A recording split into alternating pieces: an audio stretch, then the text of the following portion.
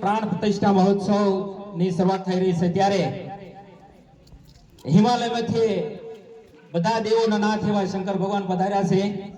દ્વારકાની અંદર છે કૃષ્ણ અને રાધાજી પધાર્યા છે। તો એ રામના પ્રતિષ્ઠા મહોત્સવની અંદર એ રામનો પ્રતિષ્ઠા મહોત્સવ જોવા માટે પધાર્યા છે।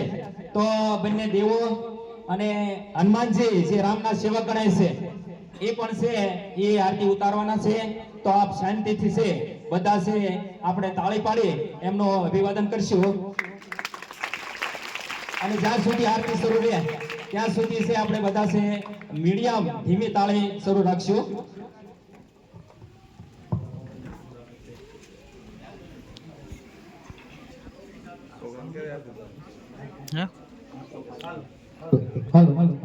પધારેલા ગ્રામજનોને વિનંતી કે વચ્ચે આવવું હોય તો વહી આવે, જો ત્યાંથી દેખાતું ન હોય તો બાળકો બેઠા છે એની સાથે વહી આવે।